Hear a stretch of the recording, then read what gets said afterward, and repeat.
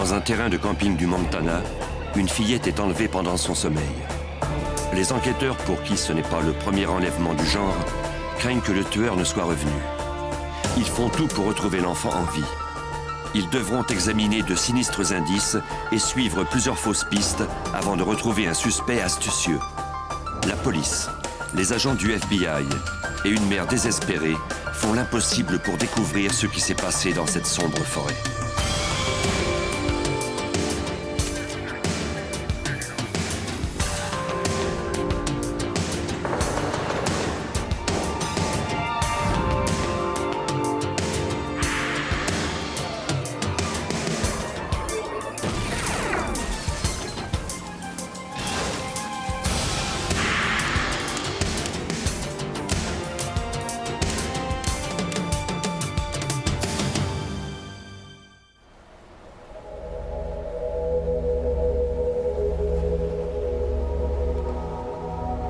Dans cet épisode, certains noms ont été changés.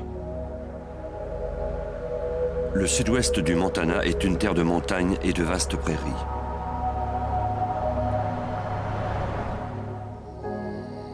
En juin 1973, la famille Yeager partit du Michigan pour visiter le Montana. Marietta Yeager était folle de joie à l'idée d'explorer l'Ouest avec sa famille.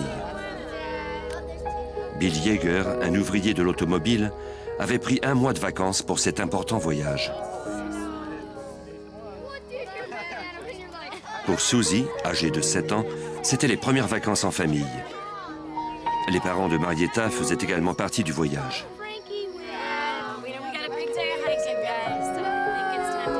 Le dimanche 24 juin, les Yeager se préparaient à passer leur dernière nuit dans le parc Headwaters du Montana.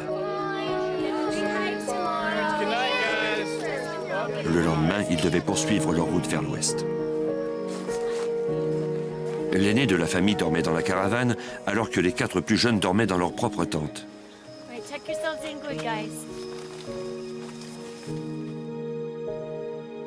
Comme tous les soirs, Susie refusait d'aller dormir sans avoir un câlin et un bisou de ses parents.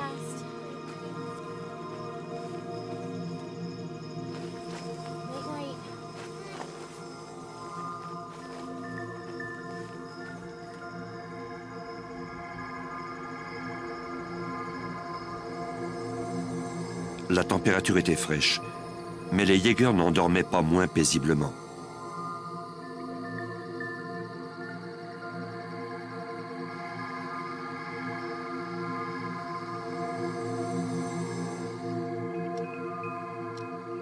Les adultes, eux, dormaient dans la caravane, à seulement quelques mètres d'eux. Mais tout le monde sur le terrain de camping ne dormait pas.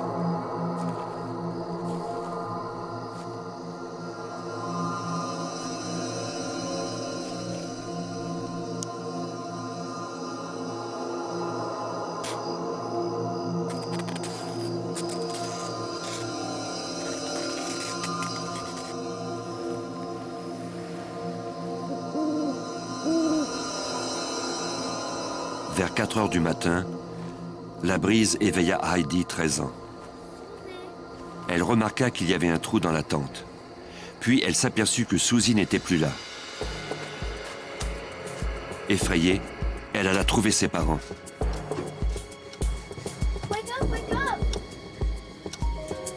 Marietta Yeager tentait de comprendre ce que sa fille disait. Je me suis dit qu'elle ne pouvait pas être allée bien loin. Elle était peut-être aux toilettes. Mais en même temps, il y avait ce sentiment de terreur qui grandissait en moi. Et je me disais, oh mon Dieu, faites que ce ne soit pas vrai. Je me rappelle avoir pensé que je faisais un mauvais rêve et que rien de tout cela n'arrivait pour de vrai. C'est alors qu'ils virent le trou dans la tente des enfants. Je me suis dit, que ça te plaise ou non, Marietta, c'est la triste réalité. Non seulement mon enfant avait-elle disparu, mais depuis, quelqu'un l'avait enlevée. Ils eurent le cœur encore plus serré en apercevant les animaux en peluche de Susie dans l'herbe. Elle dormait toujours avec eux. Ils ont dû tomber de ses bras parce qu'elle ne pouvait plus les tenir. Cela m'indiquait clairement que quelqu'un l'avait enlevée de force. Sans attendre, Bill se rendit à une cabine téléphonique pour appeler la police. La téléphoniste du bureau du shérif contacta immédiatement le shérif adjoint Don Houghton de Gallatin County, qui était de service la nuit. En route, le shérif adjoint Houghton alla chercher l'enquêteur John Onstad de City County. Comme les crimes violents sont très rares dans cette région, l'enquêteur Onstad crut d'abord qu'il s'agissait d'une fausse alerte. On s'est dit qu'il devait y avoir une erreur. Cela ne pouvait pas être une affaire d'enlèvement. Et j'étais sûr que cela se réglerait tout seul. Quand les policiers arrivèrent sur les lieux, les Jaegers étaient visiblement en proie à la panique. Ils firent ce qu'ils purent pour raconter aux enquêteurs ce qui était arrivé et ils les conduisirent à l'endroit où ils campaient. Le shérif adjoint Horton était complètement renversé. J'ai vu la tente. La toile avait été coupée. Ça nous a mis en état d'alerte. C'était presque irréel. Parmi les traces de pas des membres de la famille autour de la tente, l'enquêteur Onstad en trouva quelques-unes qui s'éloignaient du campement. Il y avait des empreintes de pas qui se dirigeaient vers la tente et qui en repartaient pour aller vers le stationnement. Celui-ci était désert. Le bureau du shérif de Gallatin contacta le FBI. C'est l'agent spécial Pete Dunbar qui prit l'appel au bureau du FBI de Bozeman. Il n'est pas rare que le FBI participe à une enquête sur un cas d'enlèvement, car le ravisseur entraîne souvent sa victime dans un autre État. Dans tout cas d'enlèvement, le temps écoulé est d'une importance capitale, car plus le temps passe, plus les risques que la victime soit morte augmentent. Dunbar et son collègue William Terry se rendirent au camping sans tarder. En arrivant, ils constatèrent que les policiers avaient entrepris les recherches et commencé à interroger les campeurs. Les seuls indices dont on disposait étaient les traces de pas et le trou dans la tente. Mais cela suffit à convaincre l'agent spécial Dunbar de la gravité du crime. C'était un enlèvement sans l'ombre d'un doute. Dans certains cas, on n'en est pas sûr. Parfois, ce sont des parents qui sont partis avec leur enfant. Mais dans ce cas-ci, nous étions en présence d'un vrai cas d'enlèvement. L'opération de recherche devint rapidement la plus importante jamais entreprise au Montana. On a fait appel à des hélicoptères. On a utilisé la garde nationale. On disposait de bateaux et de véhicules tout-terrain. Des gens sont venus nous indiquer où se trouvaient les bâtiments abandonnés, les mines désaffectées, bref, tout endroit où quelqu'un pourrait cacher une victime. Les membres de l'équipe de recherche commencèrent par fouiller le camping pour ensuite élargir graduellement leur champ de recherche. Au cours de la battue, quelques policiers se rappelèrent un cas identique survenu sur ce même terrain de camping 5 ans plus tôt. On avait signalé le crime le 5 mai 1968. Au cours d'une sortie de groupe, un scout avait tenté de réveiller son compagnon de tente. Celui-ci, qui n'avait que 12 ans, avait été battu et poignardé pendant la nuit. Le scout avait eu les poumons perforés et subi de sévères blessures à la tête. Il mourut le lendemain. On n'avait jamais résolu cette affaire.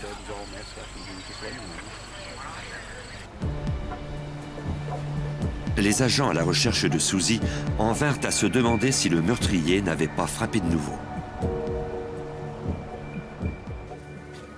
Pendant qu'on poursuivait les recherches, des policiers se mirent sur la piste de suspects potentiels. Ils commencèrent par examiner les dossiers des criminels sexuels qui vivaient dans les environs. On demanda à ceux qui n'avaient pas d'alibi de se soumettre au détecteur de mensonges, comme nous le raconte l'agent Dunbar. On a trouvé 3 ou 4 suspects dans le secteur. Ces types avaient été jugés coupables par le passé d'agressions sexuelles d'enfants. On s'est concentré sur l'un de ces types en particulier. L'examinateur a interrogé le suspect sur ses activités pendant la nuit de la disparition de Susie.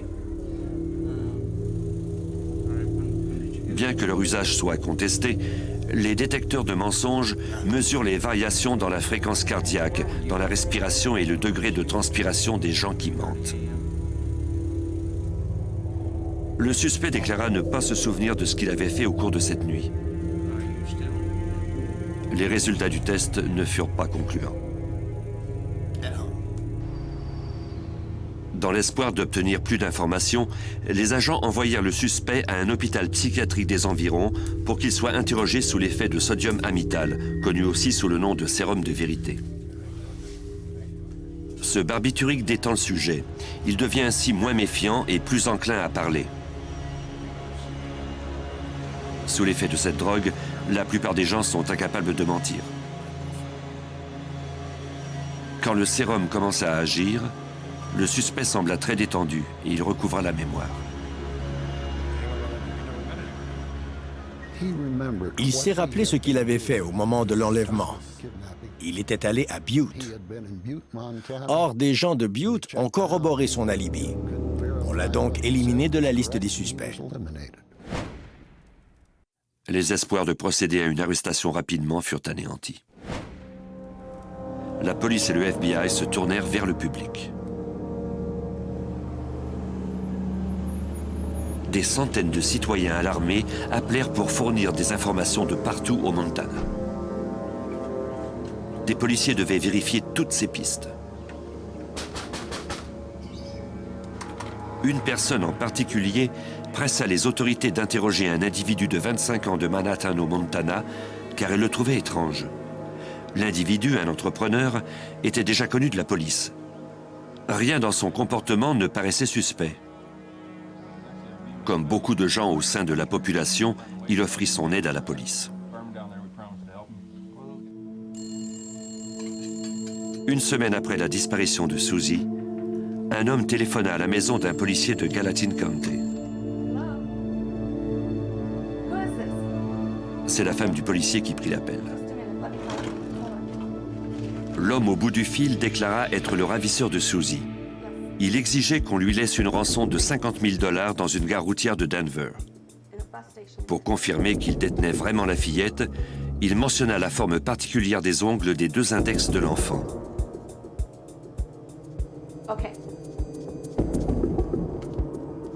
La femme appela son mari qui, à son tour, contacta le FBI qui avait établi un centre de commandement au terrain de camping. L'agent spécial Dunbar parla au Jaeger de la demande de rançon. Quand il mentionna la difformité aux ongles de Susie, ceux-ci furent ébranlés. Susie avait effectivement une difformité aux ongles. L'interlocuteur avait dit la vérité. Les agents espéraient qu'il rappellerait pour préciser où l'on devait lui laisser la rançon. Mais il ne rappela pas. Ce fut un dur coup pour la famille et les enquêteurs, comme l'agent spécial William Terry du FBI se le rappelle. Le temps filait et on ignorait toujours où on devait laisser l'argent et comment on pourrait retrouver l'enfant.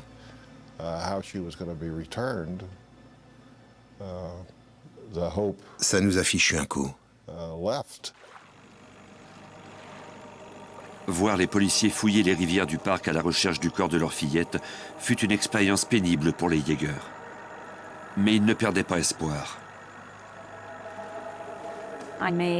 Je me suis engagée, en tant que mère, à ne pas renoncer, à continuer de croire qu'elle était toujours en vie.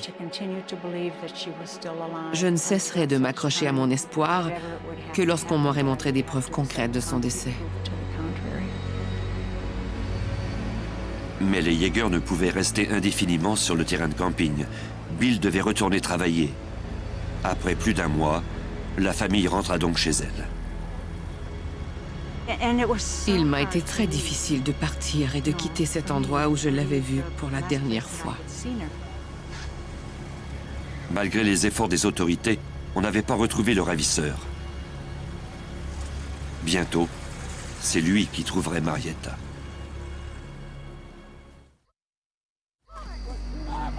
En juin 1973, la petite Susie Yeager, âgée de 7 ans, avait été enlevée dans sa tente au camping du parc Headwaters au Montana. Bien que sa famille fût forcée de retourner au Michigan, le FBI assura Bill et Marietta Yeager, les parents de la fillette, qu'ils n'abandonneraient pas les recherches. Dès qu'on est arrivé à Détroit, les agents du FBI nous y attendaient. J'ai senti que je pouvais leur faire confiance. Ils étaient compétents et semblaient résolus à nous tenir informés. C'était très important pour moi car je voulais tout savoir sur l'évolution de l'affaire.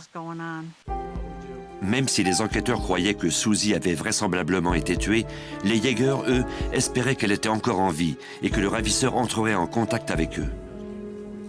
Le FBI demanda à l'entreprise de télécommunications de retracer tout appel du ravisseur. Ils demandèrent aussi aux Yeager de brancher une enregistreuse sur leur téléphone. Je me suis obligée à rester à la maison pour répondre au téléphone. J'ai dû m'absenter une seule fois. C'était pour aller chercher mon fils à l'école, parce qu'il devait être raccompagné par quelqu'un qui ne s'était pas présenté. Je n'étais sortie que pour 10 minutes quand le ravisseur a appelé.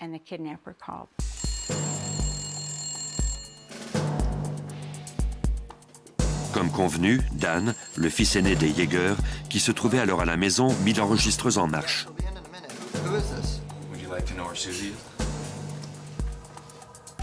Dan supplia le ravisseur de libérer Susie. Le ravisseur se plaignit du fait que la police et le FBI enquêtaient sur l'affaire. Il déclara qu'il ne pouvait pas remettre Susie en liberté, car il serait à coup sûr capturé.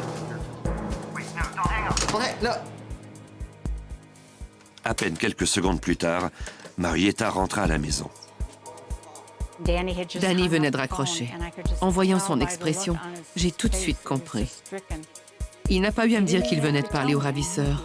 Je l'avais deviné. Cet appel avait été enregistré, mais il était impossible de déterminer de qui il s'agissait.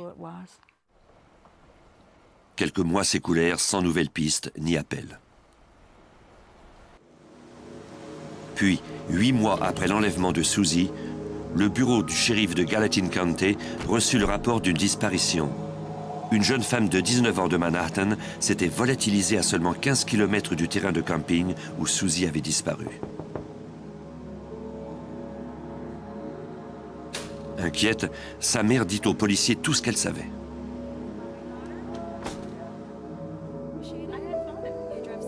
Sondra Smollegan, sa fille, avait été vue pour la dernière fois le 9 février, alors qu'elle rentrait à son appartement vers minuit après être sortie avec des amis. La mère déclara que la voiture de Sandra avait disparu et que personne n'avait eu de nouvelles de la jeune femme depuis plusieurs jours.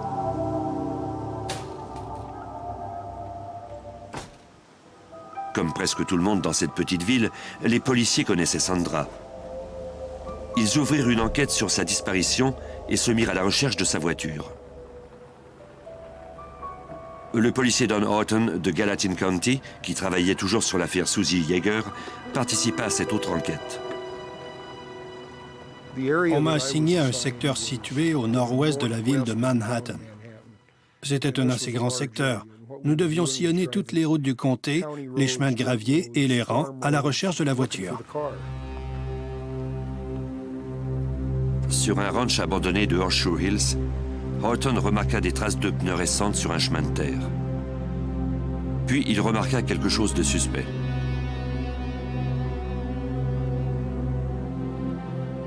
Je suis sorti pour voir de quoi il s'agissait et j'ai vu que c'était un slip de femme.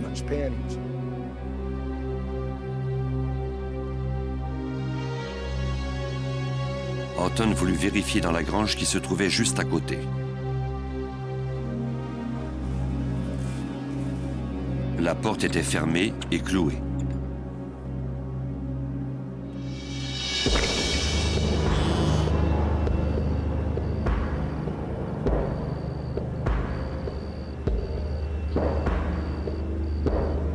À l'intérieur, il trouva une voiture recouverte d'une bâche et de débris. On avait enlevé les plaques d'immatriculation de l'auto. Mais au sein de cette petite communauté, les gens connaissaient les voitures de leurs voisins. Houghton savait à qui cette voiture appartenait. C'était celle de Sandra Smulligan. Il n'y avait aucune trace de la jeune femme. Houghton appela au poste pour signaler sa découverte.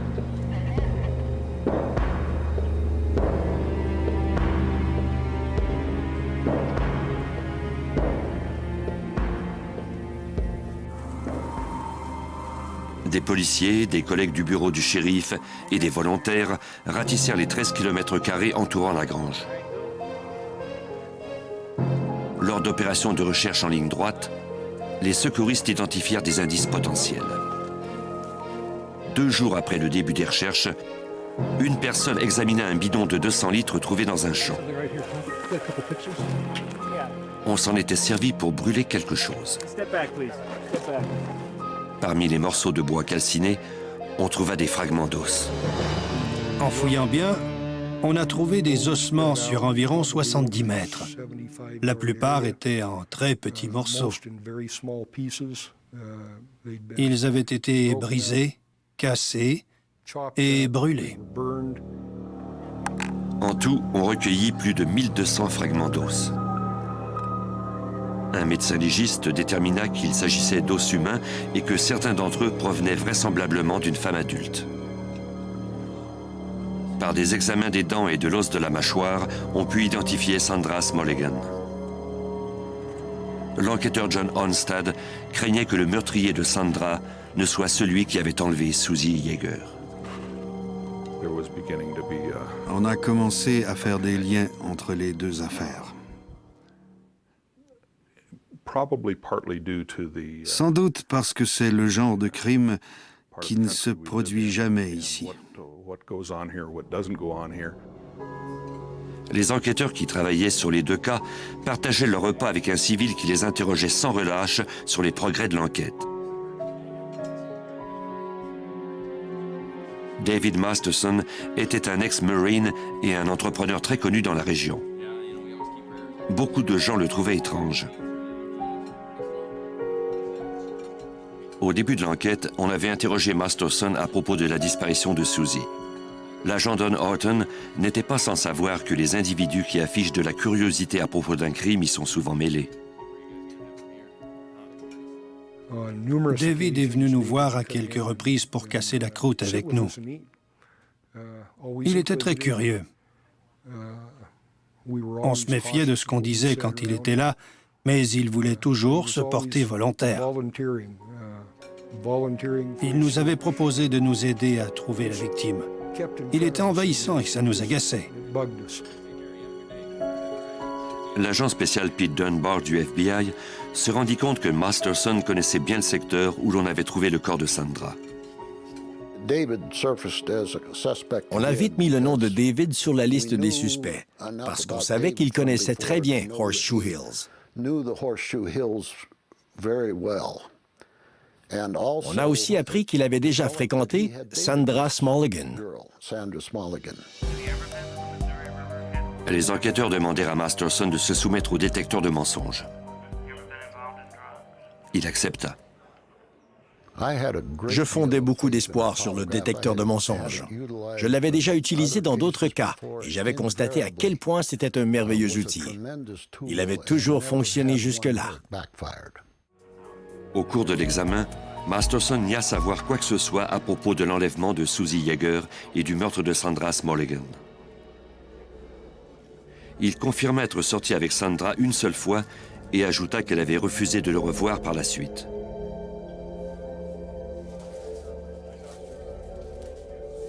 L'examinateur ne décela rien chez le sujet qui laissait croire qu'il mentait. Comme il l'avait fait avec les autres suspects dans l'affaire Susie Yeager, les enquêteurs demandèrent ensuite à Masterson de bien vouloir se soumettre à un interrogatoire sous l'effet du sodium amital. À l'hôpital psychiatrique, sous l'effet du barbiturique, Masterson répondit calmement à toutes les questions qu'on lui posait.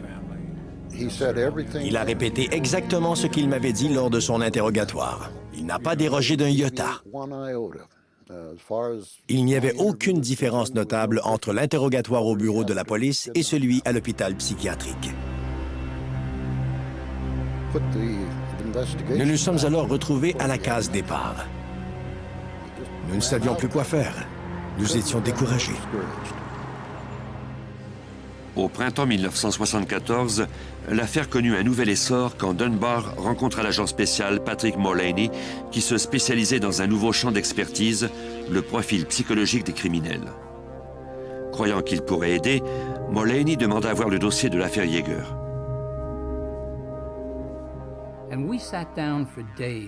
Nous avons examiné tous ces documents pendant plusieurs jours pour voir notamment le type de recherche qu'ils avaient mené.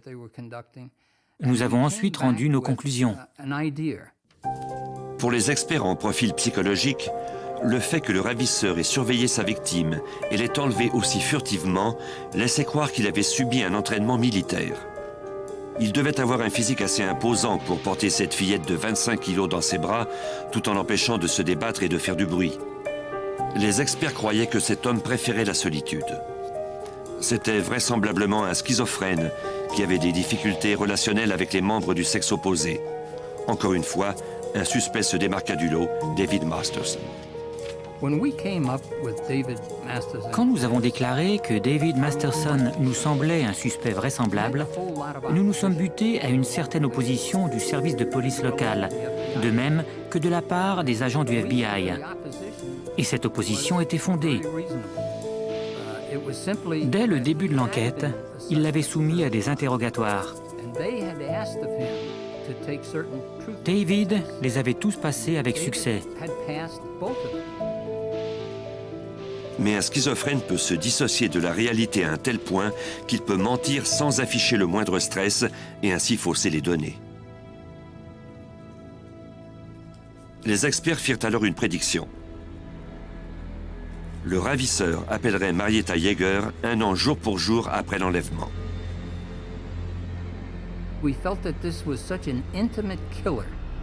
Le meurtrier avait tenté d'établir des liens avec la victime et avec sa famille.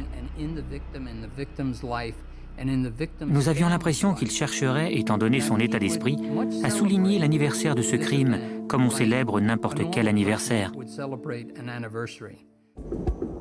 Dans la soirée du 24 juin 1974, soit 1 an après la disparition de Susie, Marietta alla se coucher en se doutant qu'elle ne dormirait pas, même si elle aurait eu bien besoin d'une bonne nuit de sommeil.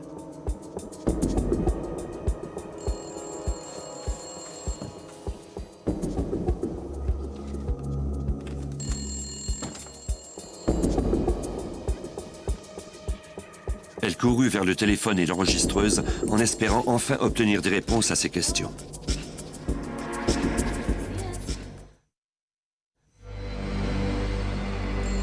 Un an, jour pour jour, après la disparition de Susie Yeager d'un terrain de camping du Montana, un homme appela la mère de la victime, Marietta. La première chose qu'il a dite, c'est « Êtes-vous la mère de Susie ?» J'ai alors compris à qui j'avais affaire. Il a ajouté « Je suis celui qui l'ai enlevé l'an dernier, à quelques minutes près. » J'étais soulagée, même si plusieurs questions se bousculaient dans ma tête. Qu'allait-il arriver? Que devais-je lui dire? Au début, je l'ai laissé parler. Il semblait avoir besoin de me montrer que c'était lui qui avait le contrôle de la situation. Le ravisseur se vanta qu'il était bien trop rusé pour se faire capturer. Il déclara que Susie et lui voyageaient ensemble.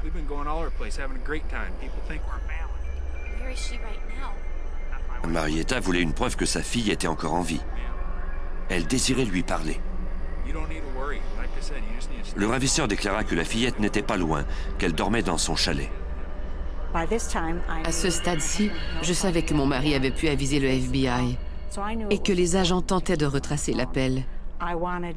Il était donc crucial pour moi de le garder au bout du fil. Je voulais que le FBI le trouve avant qu'il n'ait le temps de s'enfuir. Marietta prit peu à peu le contrôle de la conversation. Elle déclara au ravisseur qu'elle avait prié pour lui. Elle ajouta qu'elle avait pitié de lui. Sa force et sa compassion eurent raison du ravisseur, comme se le rappelle Patrick Mullaney, psychologue au FBI. Elle a pu se maîtriser pendant plus d'1 heure en discutant ainsi avec l'homme qui avait enlevé son enfant. C'était incroyable.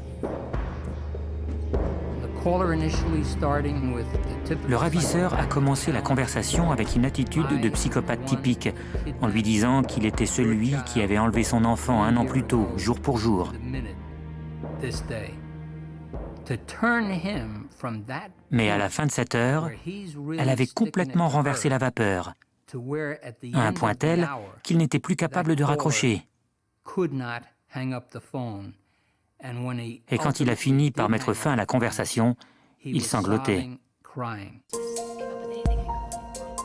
Des agents se rendirent chez les Yeager, espérant que cet appel les conduirait enfin au ravisseur. À cette époque, les appels interurbains étaient relayés par diverses stations.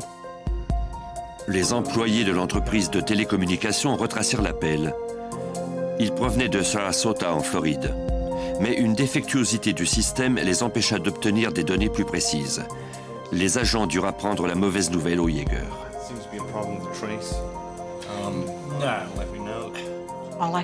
Je ne pouvais pas m'empêcher de penser à ce qu'il m'avait dit, que Susie dormait dans son chalet. Et nous venions de perdre une chance de la retrouver. 1 mois plus tard, les enquêteurs apprirent d'un propriétaire de ranch du Montana que quelqu'un s'était servi de sa ligne téléphonique illégalement. Sur son relevé téléphonique, il y avait des appels au Michigan qu'il n'avait pourtant jamais faits. Sous les câbles téléphoniques, il avait aperçu des traces de pneus récentes qui ne correspondaient pas aux pneus de sa camionnette. Quand on lui demanda de fournir le nom des gens qui connaissaient bien son ranch, il déclara que David Masterson avait déjà travaillé pour lui. Les enquêteurs se souvinrent alors que Masterson avait été un spécialiste des télécommunications dans les Marines et qu'il savait donc comment utiliser une ligne illégalement. Les agents eurent recours à une nouvelle technique judiciaire, l'analyse de l'empreinte vocale. La voix de chaque individu est unique et les scientifiques peuvent identifier les différentes modulations à l'aide d'un phonétographe. Les experts comparèrent la voix de l'appel à celle de Masterson sur l'enregistrement d'un interrogatoire. Ils conclurent que c'était le même individu. Les enquêteurs informèrent Masterson des résultats de l'analyse. Ils lui annoncèrent que les résultats indiquaient qu'il était vraisemblablement l'auteur de l'appel fait aux Yeager 1 an après l'enlèvement. Masterson dit à l'agent Pete Dunbar que ces résultats ne l'impressionnaient guère. Il m'a répondu que certains de ses parents avaient exactement la même voix que lui. On lui a alors demandé de nous donner leur nom. Les enquêteurs convoquèrent Masterson et les membres de sa famille dont il avait mentionné le nom.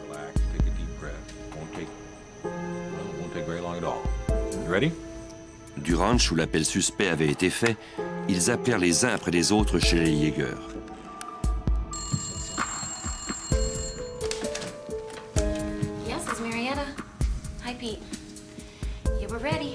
Chacun des hommes s'identifia avec un chiffre et lut un extrait de la conversation entre Marietta et le ravisseur. I'm number 1. Is this Susie's mom? We went to Lakeside Park in the Southern California Zoo.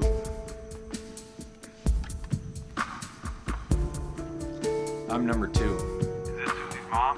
We went to Lakeside Park in the Southern California Zoo.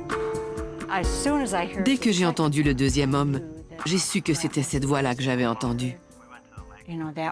Elle était gravée dans ma mémoire, je n'aurais pas pu l'oublier. C'était une autre preuve indirecte, rien de concret toutefois.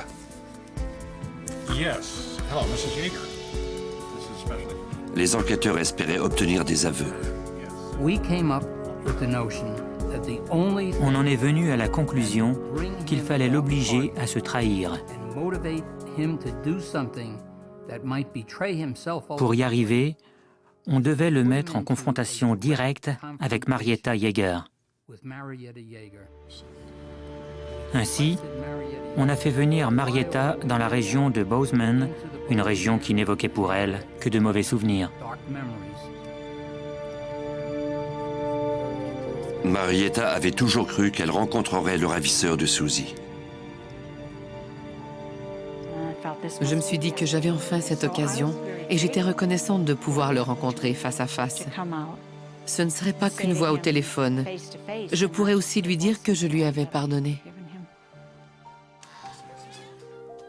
Le matin du 12 septembre 1974, Marietta Yeager et David Masterson se rencontrèrent au bureau de l'avocat du suspect. Quelque chose au fond de moi me disait que c'était lui. Et quand je l'ai regardé dans les yeux, j'ai vu qu'il était atteint d'une maladie mentale.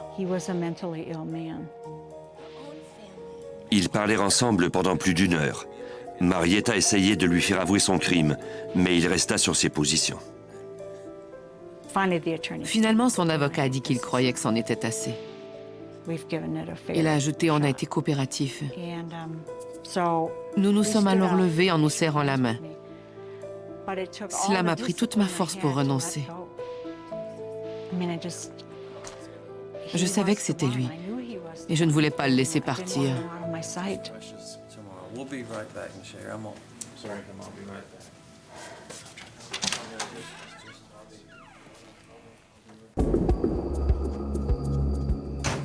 Pour maintenir la pression sur Masterson, les agents de Gallatin County le mirent sous surveillance 24 heures par jour.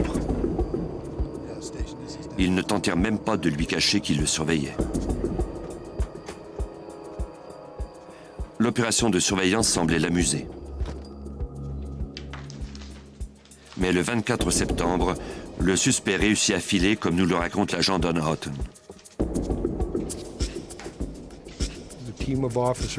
Les policiers l'ont vu entrer dans sa maison, mais il n'en est pas ressorti le lendemain matin. Nous sommes allés chez lui et nous avons frappé à sa porte. Il n'y avait personne. On a commencé à vérifier les endroits que fréquentait David. On est aussi allé à son lieu de travail. Mais il n'y avait aucune trace de lui. Pendant que les autorités cherchaient Masterson, un homme appela chez les Yeager. C'était exactement 1 an après le premier appel du ravisseur, quand Marietta était partie chercher son fils. L'homme au bout du fil s'identifia comme étant Monsieur Travis. Dès que j'ai entendu sa voix, j'ai su que c'était lui. Il tentait de me convaincre, moi ainsi que le FBI, que le vrai ravisseur était un type de Salt Lake City, et non pas David qui était considéré comme le suspect numéro 1 au Montana. Il ajouta qu'il pouvait prouver que Susie était en vie en la faisant parler au téléphone.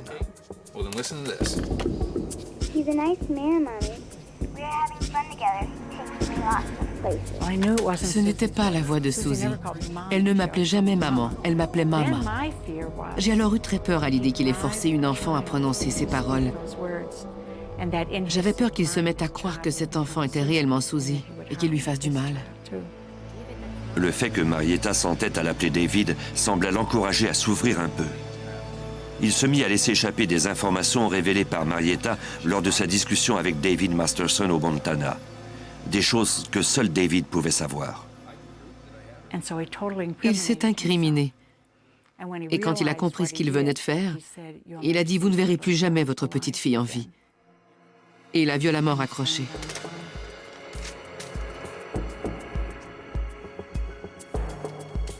Marietta appela le FBI. Les autorités avaient pu retracer l'appel à une chambre de motel de Salt Lake City à plus de 600 km de chez Masterson. Mais quand les agents arrivèrent, il était déjà parti.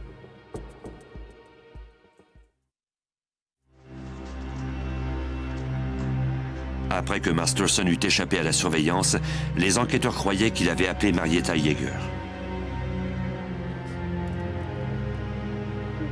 Celle-ci avait entendu une enfant lui parler, mais elle savait qu'il ne s'agissait pas de Susie.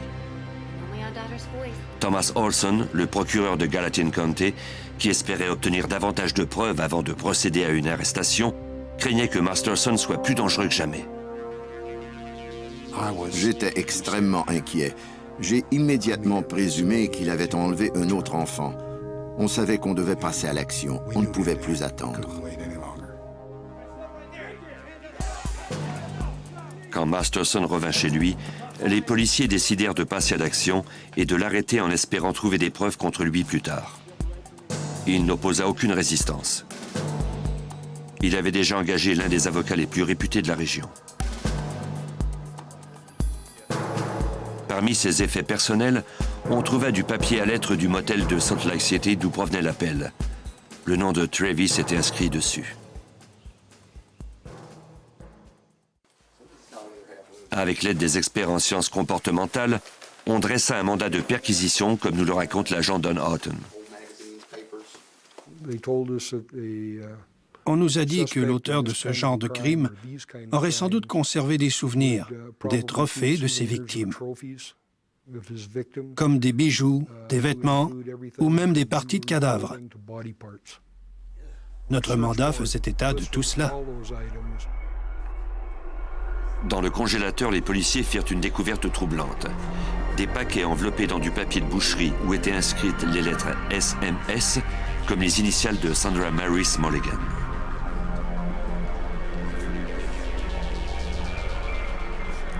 Ils trouvèrent ensuite une main dont 2 doigts avaient été sectionnés et placés dans la paume.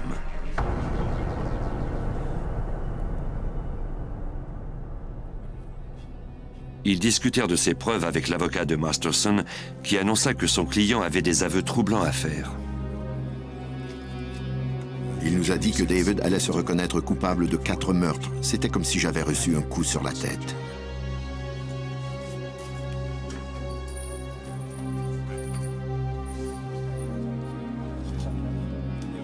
Masterson parla de 4 meurtres. Il avait commencé en 1967. Il était finissant au secondaire quand il avait commis le premier. Un étudiant s'était disputé avec lui. Un jour, il avait aperçu le frère de cet étudiant en train de pêcher avec un ami. Il l'avait tué pour se venger.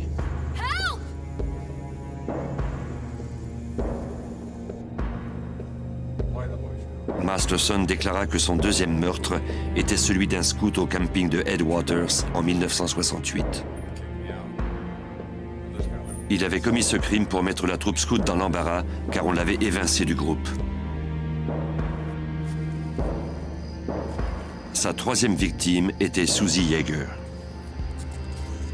Il avait attendu que tout le monde dorme. Il déclara qu'il avait emmené Susie au ranch de Horseshoe Hills, où les policiers trouveraient plus tard les os de Sandra Mulligan. Il l'avait étranglée, démembrée, et avait ensuite dispersé ses restes.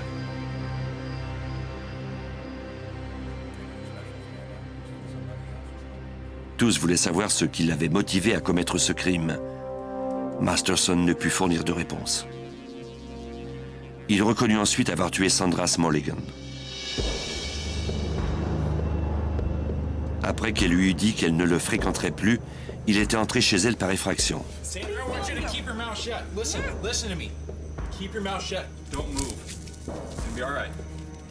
Il prévoyait l'enlever. En voulant lui mettre du ruban adhésif sur la bouche, il lui avait bouché les narines par inadvertance.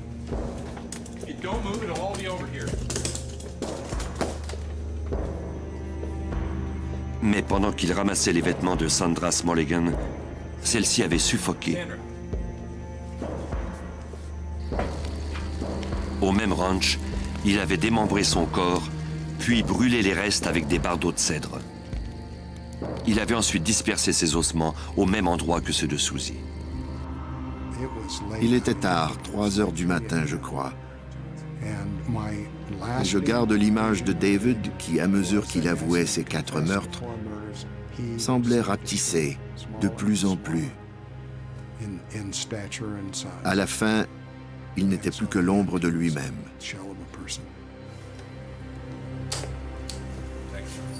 Des policiers le raccompagnèrent à sa cellule, mais le procès n'eut jamais lieu. Même si le procureur lui avait dit qu'il ne chercherait pas à le faire condamner à mort, David Masterson se pendit avec une serviette quelques heures après être passé aux aveux.